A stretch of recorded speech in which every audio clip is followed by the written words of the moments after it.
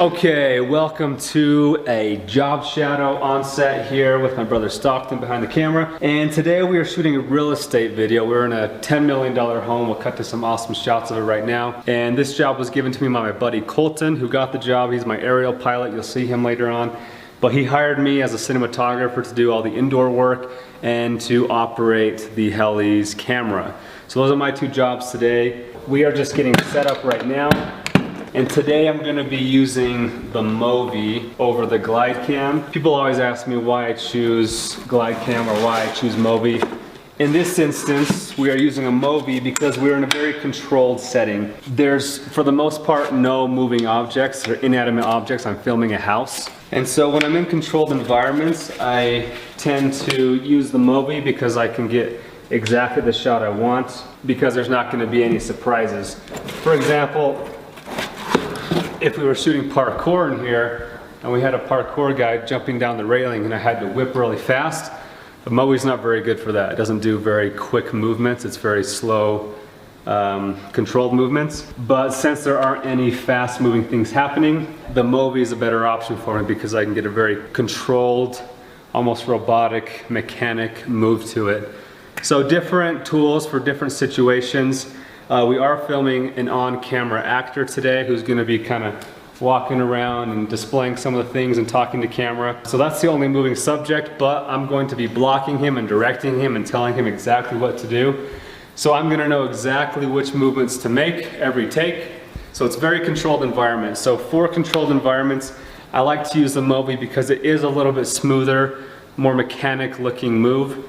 And there are times where you want more of a handheld, more being able to whip back and forth for quick movements with the Glide Cam. So just different tools for different scenarios. Today we're going with the Movi. So the camera we're using today is the 1DX Mark II. Just got this for about $6 grand off of Amazon about 2 or 3 months ago. This camera is a dream. I'm going to be shooting at 4K at 60 frames today for most of this video shoot. And you see here I have my red weapon. I just got him a couple months ago as well. And people would ask me, why aren't you using the Dragon, a $50,000 camera over a $6,000 camera? And the answer to that is, the red is an awesome camera. It's a different tool for different situations. It doesn't do very well in low light. And since we're indoors for most of this video, and a lot of this house is low light, we don't have the time to set up lighting for every single room. That would be like a 4-day shoot trying to light every single room in the house. So to make things simpler, we're using the Canon because this does amazing in low light. Plus I love the colors. It's going to be a lot easier to edit using in-camera colors versus having to color correct the red footage. And that's one thing, the red shoots raw, which is really great for like shooting a movie and going with a very specific color grade and look. But for this house, we just want vibrant, happy colors. And Canon, in my opinion, has better in-camera colors. And so that's why I'm choosing to go with the Canon camera. In-camera colors, quick for editing, and ultimately a lot better low light. Not to mention that camera's a lot heavier, a lot more of a hassle to use. Battery life is 1/3 of the time. A lot of negatives to using red. So unless I have a very specific reason for using red, not to manage data management, a lot bigger files, 6K versus 4K, and this client is going to want a 1080 finalized product, so we don't really need much more resolution than 4K. So this will do the job just great today, so that's why we're using this guy. Alright, so we are starting our filming now. This is going to be a lot of shooting because this is a giant home.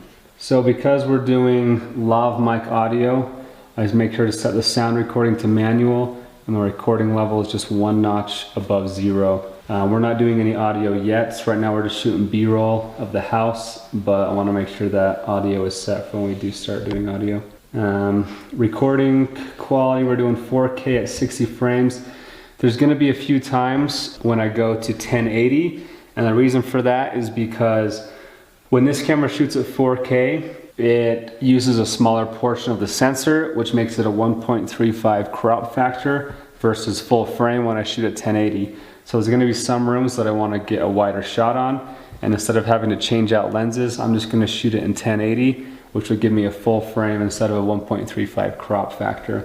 When I'm shooting Dallin on camera, because he's going to be talking with audio, that's going to be all at 24 frames, 4K at 24 frames per second, because that stuff I don't want in slow-mo. I want real time because I'm using the audio from that. Because this camera does really good autofocusing, I'm actually going to keep it on so that no matter where I'm moving, getting closer or farther away to things, I'll always have the center of my image in focus. So it's called Flexi Zone AF.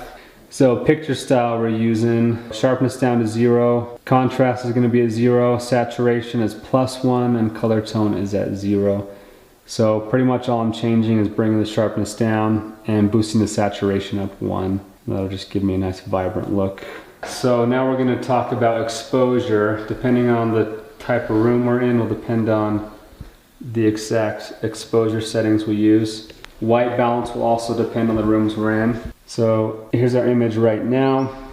I'm going to shoot everything at, when I can, I'm going to shoot at 125 shutter. That will allow me to have twice the shutter speed of my frame rate, which is 60 frames. So we're shooting at shutter 125, aperture 2.8, and ISO 400. 400 is the native ISO for this camera. So those are my settings for exposure. And then white balance, I'm going to be at about 5,000.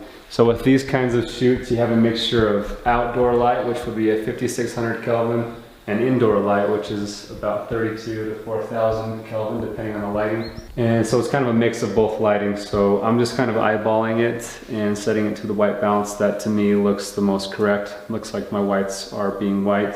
So right now I'm going to do a take at 1080, just so I have an option of the wider full frame look. But here is take 1.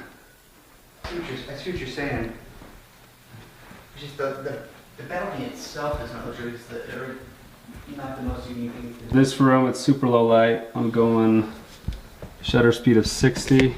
I'm bumping the ISO up to about 3200. White balance down to 3200 because this is all indoor lighting. And I'm gonna go to 1080p now, because I want to get a wider look. We're in a small space here in the closet, so I want to use that full frame. And now I have a wider look. Keep in mind, each of these shots is going to appear for maybe 3 to 5 seconds per clip. So these don't, I'm filming maybe 10 seconds just to give myself a little leeway on each end of the clip, but these aren't very long. So I'm basically getting 2 options. I'm getting just a straight push in, and then I'll do a tilt down push in. So I have 2 different looks for every room I do. Here we go. No. I was thinking yeah, like you were saying that together. There we go. I was going to do what you wanted me to do. I know, I couldn't get you. Down the hall, the main level master suite gives you room to stretch out with high vaulted ceilings and 2-story windows. And spa quality bathroom features make the warm and inviting master suite the perfect way to relax after a long day of adventure. So I had the auto stream me the script so far so I can know what he's going to be highlighting in the text and the voiceover. And now I have a better idea of the things I need to shoot in every room. Ready? Push.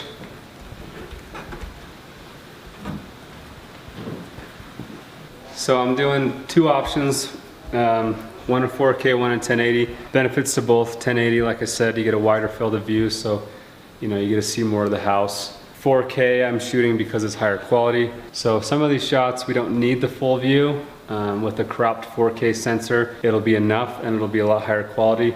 So that's why I'm doing 2 options of everything I shoot. A 1080 option and a 4K option. Huge windows right here, bringing in a lot of daylight. So I got my white balance set to 5600 now. And it's brighter, so we have our shutter speed up to 125. Aperture at 3.2. Now we have a better exposure, and we're gonna get this sweet stairwell. I'm trying to get this a continuous shot all the way downstairs so that we can do a time remap if we want. So we're downstairs now. It's lower light down here, so got my shutter down to 60, aperture at 2.8 and I'm busting my ISO up to maybe 1600. So right now it's at 5600 Kelvin from shooting a lot of daylight upstairs. I'm gonna put this down to 3200 and now our whites are looking a lot wider. As a rule of thumb, you always want your shutter speed to be twice your frame rate. I'm breaking that rule right now. My shutter speed's at 60, even though I'm shooting at 60 frames. You generally never want to do that, but because we're so low light, I'm making sure to do super slow, smooth movements, so there's not too much movement that would allow that low shutter speed to make it look too blurry. And so as long as I keep my movement super slow, I'm okay to have a shutter speed that low instead of bumping it up to like 125, which would then, if you bust my ISO up to like 32 or 6400, which would make my image a lot grainier. So I'm sacrificing motion blur for a grainy image. And so as long as I keep my movement super slow, it won't be too much motion blur, and I can have a low shutter speed, which allows me to keep my ISO low, which then gives me a cleaner, sharper image and less grainy. So that's the reason why I'm shooting a 60 shutter speed and breaking that rule of having twice the shutter speed of your frame rate. So this is probably our lowest light room in the theater. We're gonna bump up to 3200 ISO. Luckily this is a good camera on low light. We'll have a little bit of noise in our image, but not too much.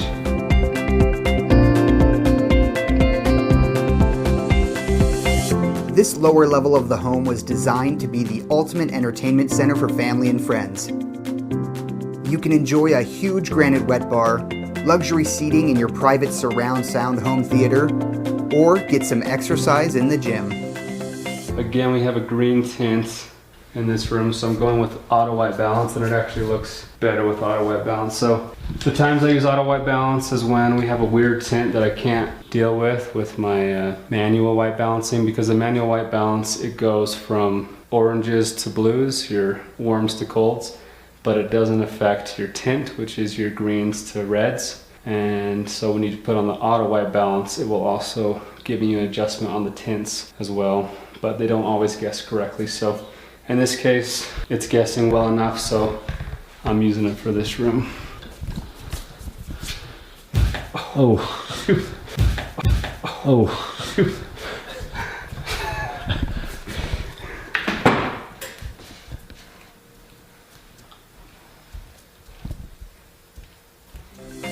Family and friends are sure to have plenty of comfortable places to stay, with 6 ensuite bedrooms, including this cozy bunk room that gives kids their own slice of luxurious fun.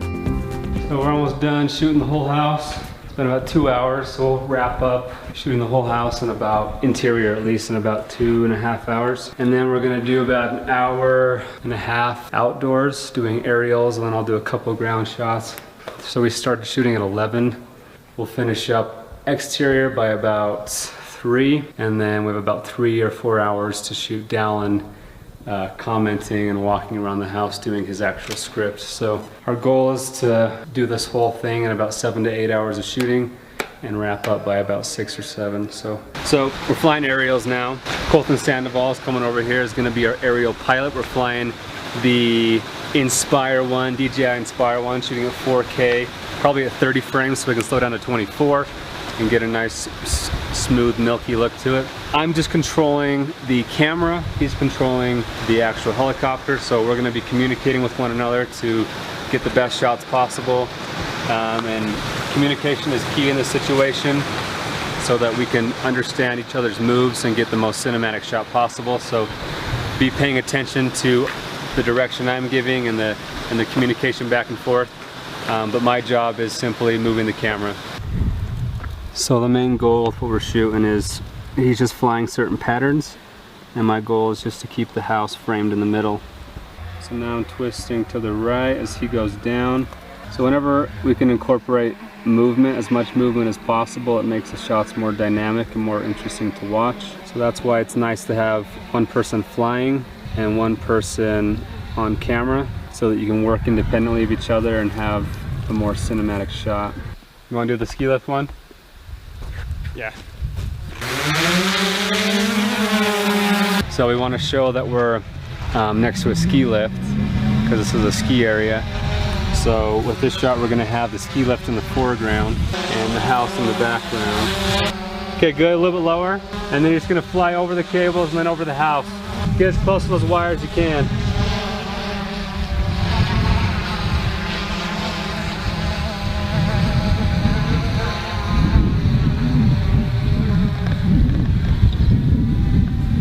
Okay, that's good. So one of the big keys for getting cinematic shots in general, and especially with drones, is he'll be flying one direction and I'll be panning the camera the other direction. So as he goes this way, I'm panning the camera this way. And it creates this parallax effect, which makes the background look like it's moving and your subject is staying in the middle. So just in general, with glide cam, Movi, aerial photography, anything where you can have a lot of movement, if you can pan your camera the opposite direction that you're moving, it gives it that parallax effect, which is super cinematic. Go for it.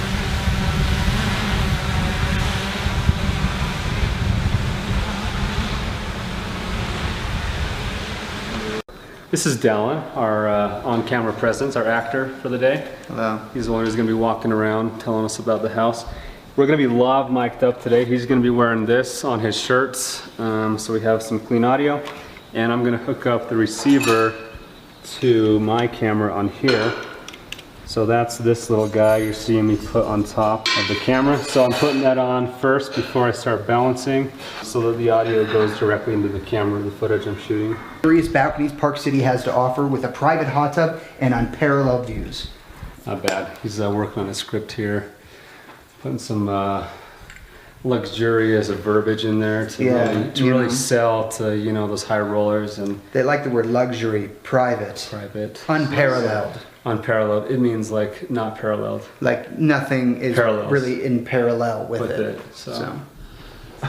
So I'm setting up a fill light here. He's just a little bit dark, you know, so brought this one light just to fill the other side. Most of the light's coming from these lights up here and the outdoor light. But there's no light coming from this side, so we just got one fill light over here. Help brighten them up a tad. This is set to 3200 Kelvin, like the lights up there, to match the lighting that already exists. So, decreasing. Trying. See over here sweating to death. Gonna look all shiny and shimmery in the camera. Heaven knows I can't have that. Action. The most extraordinary feature of this home is, of course, the indoor rock climbing gym. This is one of the world's largest residential climbing gyms with 35-foot-high Eldorado climbing walls. This section of the home is designed to keep you entertained and in shape with endless climbing sessions. Action. There are two wide-sweeping, stunning staircases made from Brazilian cherry wood, and the rails have been custom warped for over a year to perfectly fit this space. There are two wide-sweeping, stunning staircases made from Brazilian cherry wood, and the rails have been custom warped for over a year to perfectly fit this space. From the moment you walk in, you can see that this home has been designed with wide open spaces, creating a more natural flow. This maximizes your ability to entertain and socialize with family and friends. From the moment you walk in, you can see that this home has been designed with wide open spaces, creating a more natural flow, maximizing your ability to socialize and entertain with family and friends. We got a storm coming in, so we're gonna grab the last There's a storm! one up front view. I think I got it. All right, so we're filming the intro to the video, and we're doing an aerial shot. So we're having the drone track him back as he's talking. Then when he finishes his line, it's gonna fly overhead and reveal the whole house. So the problem with that is we can't get usable audio with the drone buzzing in front of him and then flying over, because with the lav mic it's going to pick up all that audio of the drone. So what we're doing is we're just going to voice over what he's saying later on. So right now he's saying it in real life, but he's mostly just mouthing it for us, so that afterwards in post we can just voice over and then match it up, and that way we don't get any drone audio in the video. Action! Welcome to Park City, Utah. Over my shoulder you'll see Cloud Rest. Named after the legendary Cloud Rest in the city of New York, this mountain estate is easily breathtaking as it seems.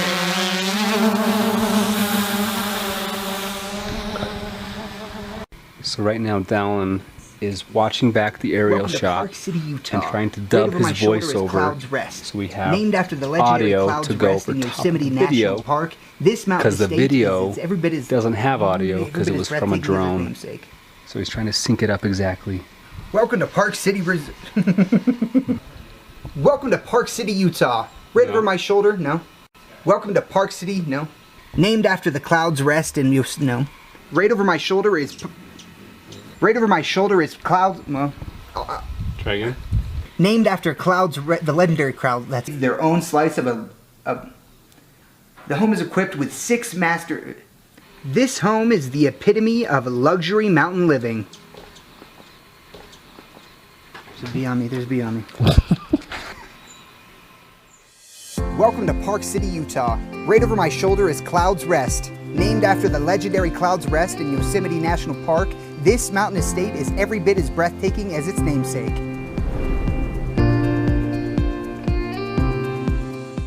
We're gonna have you walk out the door to start it. So we'll say action, shut the door behind you, turn to the camera. This home with a diddle diddle. Action!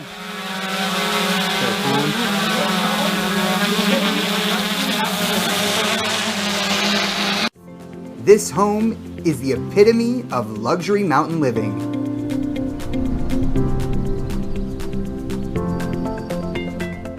Alright, so that is it for our real estate video. That's the basics of what I do to create a real estate piece. There's different styles of real estate videos you can do. This one we use an on-camera actor to give a narrative throughout the house.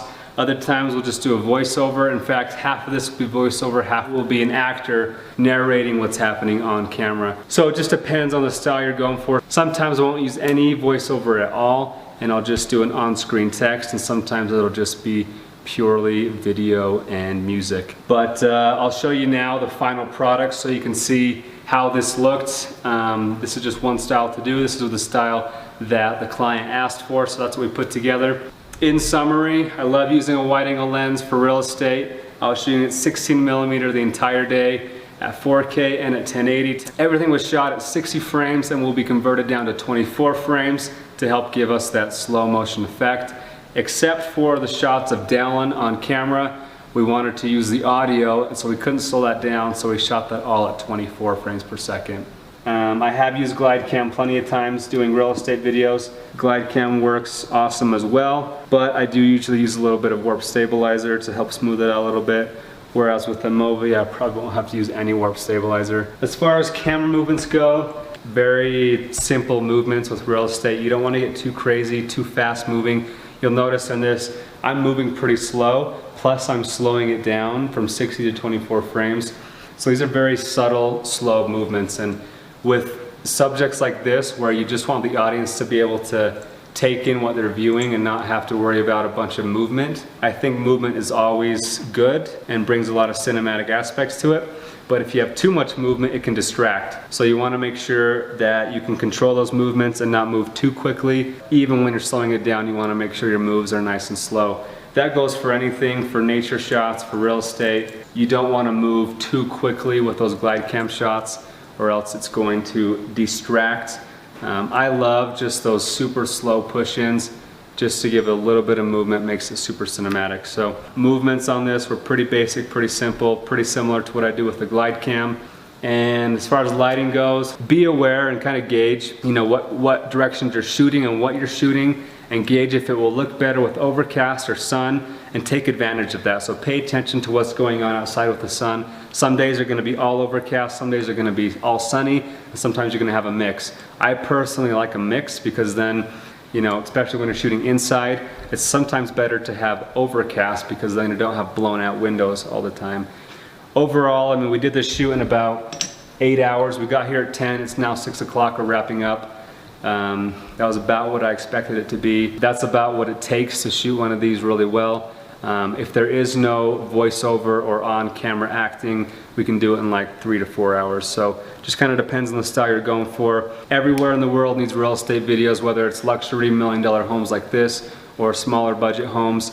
Everyone needs real estate videos. So if you hit up real estate agents locally, this is work that's always going to be available. Weddings will always be available. People are always getting married and people are always selling homes. So if you're a filmmaker and you're struggling finding work, hitting up real estate agents is always a sure go. It just depends on you being able to execute high quality products that people are going to want to buy and hire you for. So that's it, guys. That's the real estate video that I did today. If you guys have any further questions, please let me know. Welcome to Park City, Utah. Right over my shoulder is Clouds Rest. Named after the legendary Clouds Rest in Yosemite National Park, this mountain estate is every bit as breathtaking as its namesake.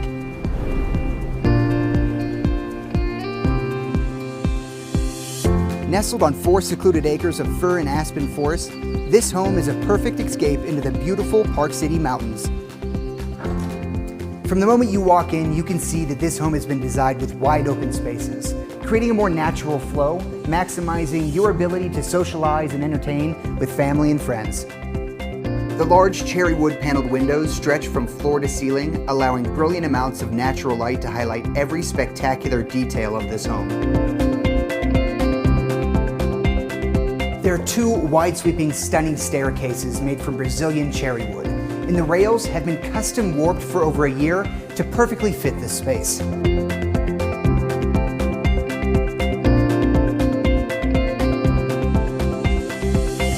This lower level of the home was designed to be the ultimate entertainment center for family and friends. You can enjoy a huge granite wet bar, luxury seating in your private surround sound home theater, or get some exercise in the gym. Family and friends are sure to have plenty of comfortable places to stay, with 6 ensuite bedrooms, including this cozy bunk room that gives kids their own slice of luxurious fun. And there are 10 bathrooms throughout the estate, each more beautifully decorated than the next. You'll find it hard to put your book down in this sophisticated cozy office library, detailed with a custom wood and metal fireplace and patterned wood ceiling. Down the hall, the main level master suite gives you room to stretch out with high vaulted ceilings and 2-story windows. And spa quality bathroom features make the warm and inviting master suite the perfect way to relax after a long day of adventure. And with a simple step out your door, you have access to this luxurious balcony, complete with your own private hot tub and the most incredible view Park City has to offer.